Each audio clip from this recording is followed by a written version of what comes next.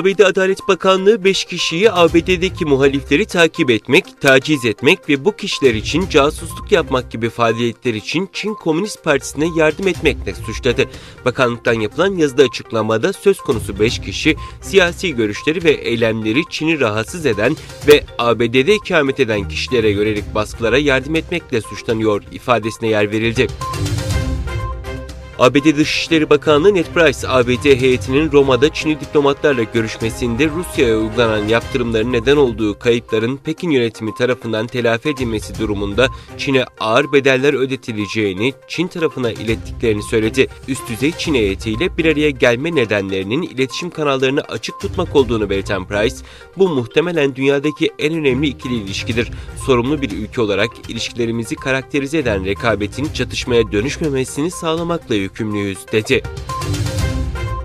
ABD Başkanı Biden, dünyanın şu anda her zamankinden daha çok birlik olmaya ihtiyacı olduğunu belirterek Rusya Devlet Başkanı Vladimir Putin hakkında Putin'in zalimlikleri ve askerlerinin Ukrayna'da yaptıkları insanlık dışı ifadesini kullandı.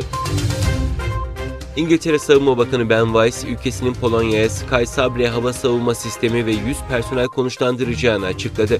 Bakan Wallace, Polonya'nın başkenti Varşova'ya yaptığı ziyaret kapsamında Polonya Milli Savunma Bakanı ile bir araya geldi.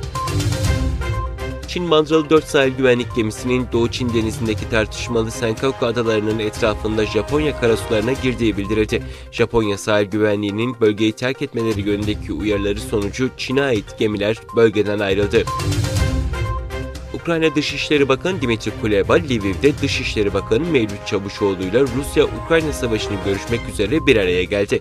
Ukrayna Dışişleri Bakanı görüşmeden önce basına yaptığı açıklamada Türkiye'nin Ukrayna krizinde oynadığı aktif rolden duyduğu memnuniyeti dile getirdi. Çavuşoğlu, Rusya saldırısı altındaki Ukrayna'nın Lviv kentinde bulunan Kırım Tatar Koordinasyon Merkezi'ni de ziyaret etti. ABD Afrika Kuvvetleri Komutanı Orgeneral Stephen Townsend, Çin'in Afrika kıtasının Atlantik kıyılarında üs kurmasının ABD'nin güvenliği için kötü olacağını söyledi. Pekin'in bu girişimlerinin engellenmesi gerektiğini vurguladı.